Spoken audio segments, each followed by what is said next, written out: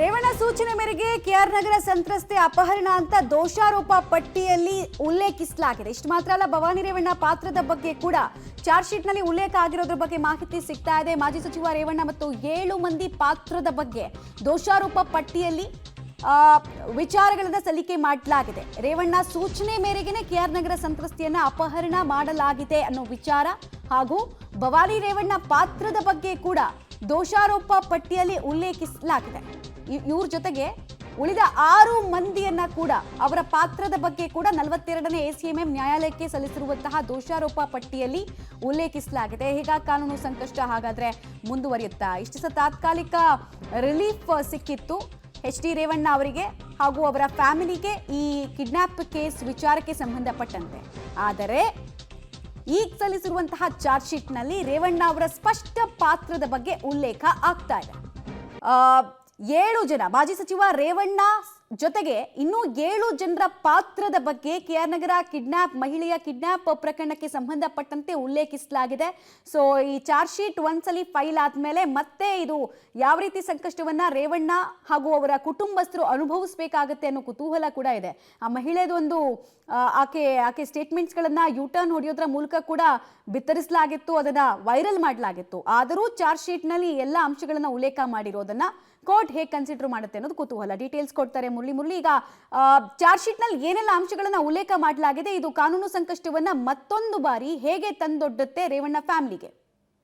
ಖಂಡಿತವಾಗಿ ಮಮತಾ, ಏನಂದ್ರೆ ಈ ಪ್ರಕರಣಕ್ಕೆ ಸಂಬಂಧಪಟ್ಟಂತೆ ರೇವಣ್ಣ ಮತ್ತು ಭವಾನಿಯವರ ಪಾತ್ರದ ಬಗ್ಗೆ ದೋಷಾರೋಪ ಪಟ್ಟಿಯಲ್ಲಿ ಉಲ್ಲೇಖವನ್ನ ಮಾಡಿರುವಂತದ್ದು. ಯಾಕಂದ್ರೆ ರೇವಣ್ಣ ಅವರ ಅನತಿಯಂತೆಯೇ ಇಡೀ ಪ್ರಕರಣವನ್ನ ಮಾಡಿದ್ದಾರೆ. ಜೊತೆಗೆ 7 ಜನ ಆರೋಪಿಗಳೇನಿದ್ರು 7 ಜನ ಆರೋಪಿಗಳು ಕೂಡ ಅವರ ಜೊತೆಯಲ್ಲಿ ಕೈ ಜೋಡಿಸಿರುವಂತದ್ದು. ಜೊತೆಗೆ ಕೆಲವೊಂದು ಆಡಿಯೋ ಸ್ಯಾಂಪಲ್ಸ್ ಗಳೇನಿತ್ತು, ಅಂದ್ರೆ ಭವಾನಿಯವರು ಅಲ್ಲಿ ಒತ್ತೆಯಾಳಾಗಿ ಇಟ್ಕೊಂಡಂತ ಮಹಿಳೆಯೇನಿದ್ರು, ಮಹಿಳೆಗೆ ಬಟ್ಟೆ ಕೊಡುವಂತ ವಿಚಾರ ಇರ್ಬೋದು, ಜೊತೆಗೆ ಆಕೆಯನ್ನ ಯಾವ ರೀತಿಯಲ್ಲಿ ನೆಟ್ಕೊಳ್ಬೇಕು, ಜೊತೆಗೆ ಆಕೆ ಹೊರಗಡೆ ಬರಬಾರ್ದು, ಅಂದ್ರೆ ಯಾವ ಕೋಣೆಯಲ್ಲಿದ್ರು ಕೋಣೆಯಿಂದ ಹೊರಗಡೆ ಬರಬಾರ್ದು, ಇದಕ್ಕೆಲ್ಲ ಕೂಡ ಪೂರಕವಾಗಿ ಒಂದಷ್ಟು ಮಾಹಿತಿಗಳನ್ನ ನೀಡಿರು ಅಂತ ಹೇಳಿ ದೋಷಾರೋಪ ಪಟ್ಟಿಯಲ್ಲಿ ಉಲ್ಲೇಖವನ್ನ ಮಾಡಿರುವಂತದ್ದು. ಅದರಲ್ಲಿ ಪ್ರಮುಖವಾಗಿ ರೇವಣ್ಣ ಅವರ ಪಾತ್ರ ಮತ್ತು ಭವಾನಿಯವರ ಪಾತ್ರ, ಜೊತೆಗೆ ಇನ್ನುಳಿದ 7 ಜನ ಆರೋಪಿಗಳಿದ್ರು 7 ಜನ ಆರೋಪಿಗಳ ಪಾತ್ರದ ಬಗ್ಗೆ ಅವರು ಉಲ್ಲೇಖವನ್ನ ಮಾಡ್ತಾ ಹೋಗ್ತಾರೆ. ಯಾಕೆಂದ್ರೆ ಪ್ರಜ್ವಲ್ ವಿರುದ್ಧ ಏನಾದ್ರು ಆಕೆ ಮಹಿಳೆ ಏನೋ ದೂರನ ಕೊಟ್ಬಿಡ್ತಾರ, ದೂರನ ಕೊಟ್ಟು ಏನಾದ್ರು ಪ್ರಕರಣ ದಾಖಲಾಗಿ ಆ ಹಿನ್ನೆಲೆಯಲ್ಲಿ ಪ್ರಜ್ವಲ್ ಅವರು ಬಂಧನಕ್ಕೊಳಪಡ್ತಾರ, ಈ ರೀತಿಯ ಚಿಂತನೆಗಳನ್ನ ಅವರು ನಡೆಸಿದ್ರು.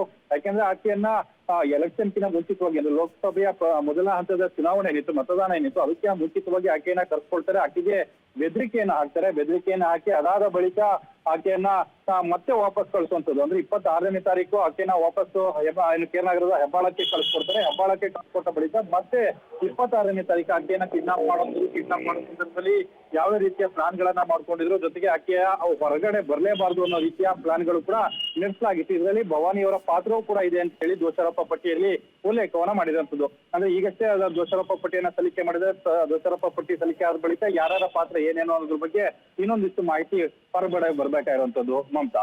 ಈಗ ದೋಷಾರೋಪ ಪಟ್ಟಿ ಸಲ್ಲಿಕೆ ಆದ್ಮೇಲೆ ವಾಟ್ ನೆಕ್ಸ್ಟ್? ತನಿಖೆ ಹೇಗ್ ಸಾಗತ್ತೆ, ಈ ಪ್ರಕರಣ ಹೇಗೆ ಸಾಗತ್ತೆ ಅಂತ ಮುರಳಿ?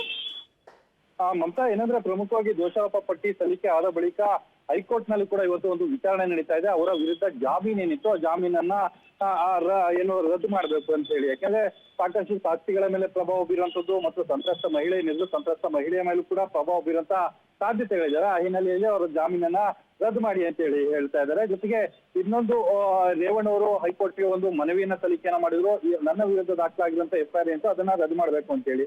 ಆ ಸಂದರ್ಭದಲ್ಲಿ ಒಂದಷ್ಟು ಮಾಹಿತಿಗಳು ಹೊರಗಡೆ ಬರ್ತಾ ಇದಾವೆ. ದೋಷಾರೋಪ ಪಟ್ಟಿಯನ್ನ ಸಲ್ಲಿಕೆ ಮಾಡಲಾಗಿದೆ. ಸಲ್ಲಿಕೆ ಮಾಡೋ ಸಂದರ್ಭದಲ್ಲಿ ದೋಷಾರೋಪ ಪಟ್ಟಿಯನ್ನ ಚಾಲೆಂಜ್ ಮಾಡ್ಲಿಕ್ಕೆ ಮಾತ್ರ ಅವಕಾಶ ಇರುವಂತದ್ದು. ಈ ಸಂದರ್ಭದಲ್ಲಿ FIR ಅನ್ನ ಸ್ಕ್ವಾಶ್ ಮಾಡ್ಲಿಕ್ಕೆ ಸಾಧ್ಯ ಇಲ್ಲ ಅಂತ ಹೇಳಿ ಒಂದಷ್ಟು ವಾದ ಪ್ರತಿವಾದನೆ ನಡೀತಾ. ಈ ಸಂದರ್ಭ ರೇವಣ್ಣ ಅವ್ರಿಗೂ ಮತ್ತು ಅವರ ಕುಟುಂಬಕ್ಕೂ ಮತ್ತಷ್ಟು ಸಂಕಷ್ಟವನ್ನ ಕಂಡೊಡ್ಡ ಸಾಧ್ಯತೆಗಳಿದಾವೆ ಮಮತಾ. ಧನ್ಯವಾದ ಮುರಳೀಧರ್ ತಮ್ಮ ಮಾಹಿತಿಗಾಗಿ.